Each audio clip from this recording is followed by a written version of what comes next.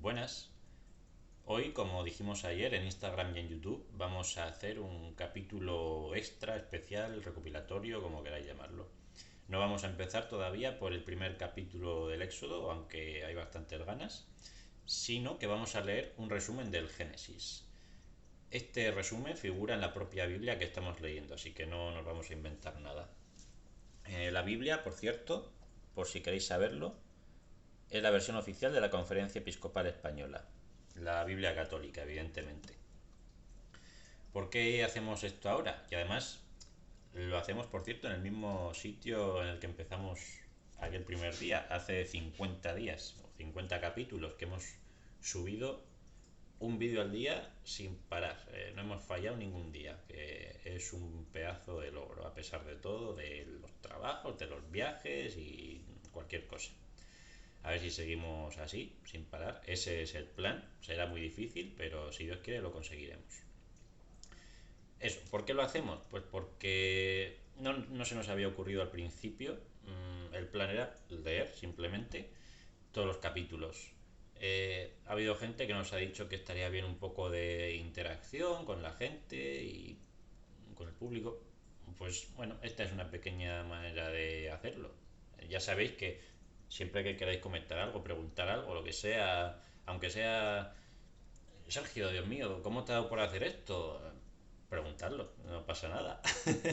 O si tenéis alguna duda que yo pueda responder de algún apéndice que haya escrito en alguna página, estamos totalmente abiertos a comentarios y preguntas.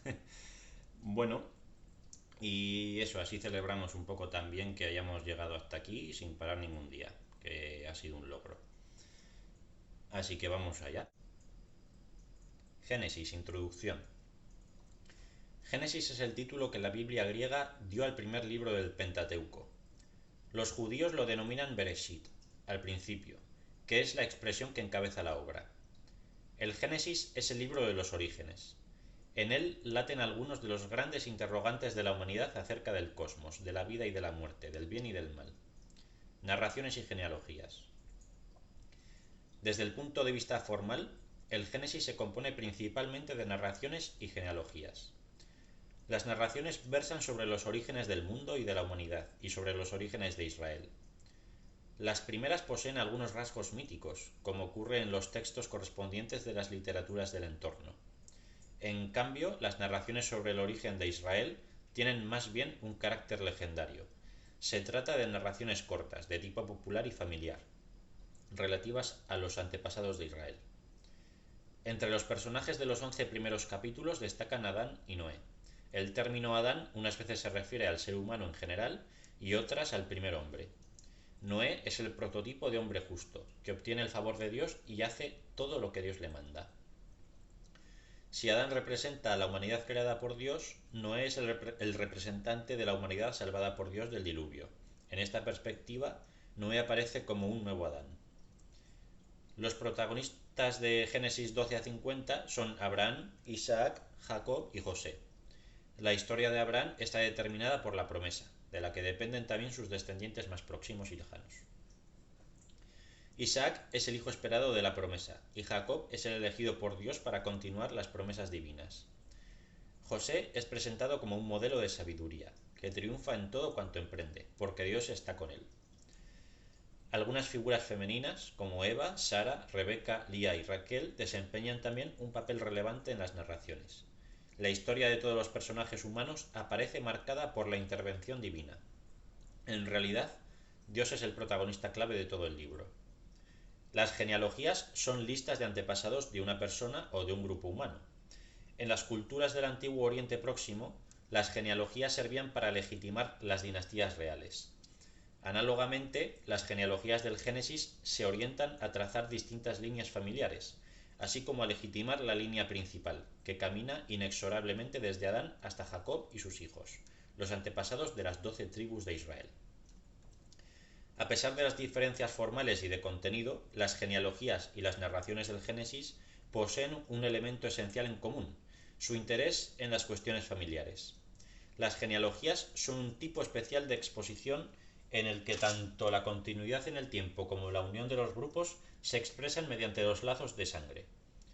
en la procedencia de un padre y en la relación con unos hermanos. Desde esta perspectiva, el mundo es presentado como una gran familia. Las listas genealógicas parten de una perspectiva universal, que se va restringiendo progresivamente hasta centrarse en Abraham y sus descendientes. A juzgar por el espacio consagrado a los orígenes del mundo y de la humanidad, apenas 11 capítulos, y el contenido a los orígenes del pueblo de Israel, nada menos que los 39 capítulos restantes, parece evidente que el interés por el segundo aspecto predomina sobre el primero. Detrás de las genealogías y de las narraciones del Génesis, late la vida del pueblo de Israel. Los estudios histórico-críticos, con ayuda de la arqueología, de las literaturas del Antiguo Oriente Próximo y de otros medios a su alcance, han tratado de determinar la época correspondiente a los textos del Génesis. Empresa harto difícil, debido a la misma naturaleza de los textos, redactados muchos siglos después de los acontecimientos y de los personajes de referencia. Dado que el Génesis es una historia primitiva, popular y en muchos casos de carácter tribal, no siempre puede encontrarse un entronque claro y definido con la historia general, pero sí las afirmaciones religiosas de la creación, la vocación de Abraham y los orígenes del pueblo elegido. Estructura y divisiones. Uno de los rasgos más notables del Génesis lo constituyen las fórmulas Toledot. Este término básicamente significa descendientes, pero puede traducirse también por historia, en el sentido amplio de la palabra. Muchas fórmulas se repiten 10 veces en el Génesis con un valor estructurante.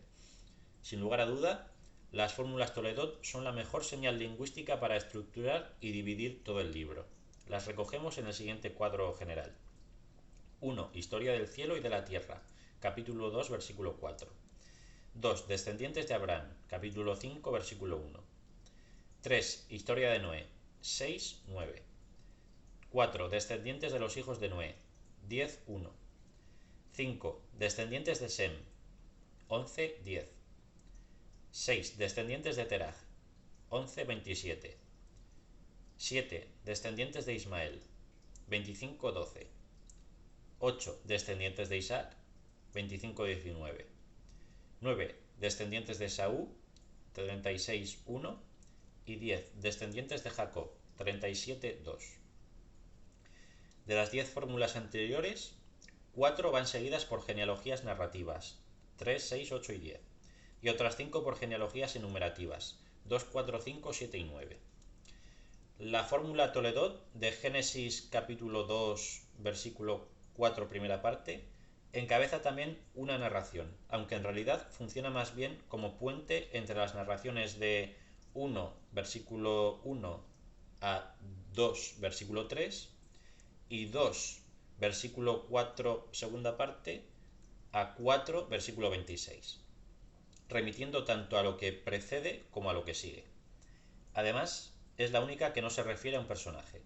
En esta perspectiva, el Génesis aparece como un entrelazado de narraciones y genealogías. En cuanto a los personajes mencionados en las fórmulas Toledot, puede sorprender el hecho de que figuren Teraj e Isaac y no aparezcan Abraham o José, a pesar de que las narraciones dan más importancia a estos que a aquellos. Pero hay que tener en cuenta que en las 3 últimas secciones narrativas no se trata tanto de los personajes que encabezan la narración cuanto de sus descendientes, especialmente del descendiente más importante. Así, entre los descendientes de Teraj sobresale Abraham, que es el personaje central de capítulo 11, 27 a capítulo 25, 11. Entre los descendientes de Isaac destaca Jacob, que pasa al centro de 25, 19 a 35, 29. Y entre los de Jacob, ninguno tan importante como José, el verdadero protagonista de 37.2 a 50.26. No ocurre lo mismo en 6.9 a 9.29, donde Noé supera en protagonismo a sus descendientes. Estas observaciones acentúan las diferencias ya notadas entre las 2 primeras secciones narrativas y las 3 restantes. En consecuencia, dividiremos las 10 secciones encabezadas por las fórmulas Toledot en 2 apartados principales, integrados cada uno por 5 secciones. 1. Los orígenes del mundo y de la humanidad, capítulo 1, versículo 1 a capítulo 11, versículo 26. Y 2. Orígenes de Israel, capítulo 11, versículo 27 a capítulo 50, versículo 26. Teología. El Dios del Génesis es, en primer lugar, el Dios creador. A diferencia de todos los demás personajes del libro, el Dios creador no tiene genealogía ni pasado. Carece de historia, lo que le convierte en un ser totalmente diferente. Dios no entra en escena como los otros personajes, sino que lo primero que hace es crear la escena. Esto le acredita no solo como el creador, sino también como el señor del mundo y de los seres que ha creado. El Dios del Génesis es, además, el Dios de la bendición y de la promesa. Entre los temas teológicos del libro destacan ciertamente las bendiciones y las promesas divinas. En la perspectiva genealógica, la bendición de la primera pareja adquiere una dimensión frontal para todo el género humano. En la genealogía de Adán se comienza evocando la creación del ser humano a imagen de Dios y la bendición divina, para añadir que Adán engendró a Set a su imagen y semejanza.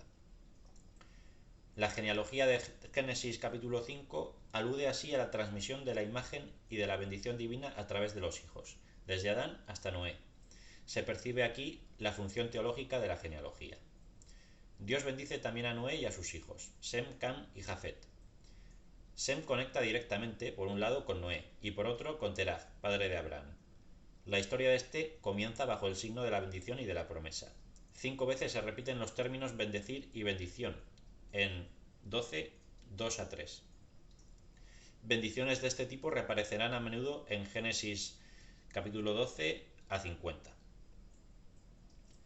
Aunque Génesis 12 del 1 al 3 denota un nuevo comienzo y las promesas bendiciones patriarcales tienen sus propias características, la bendición de Abraham se puede leer en relación con la bendición de la humanidad.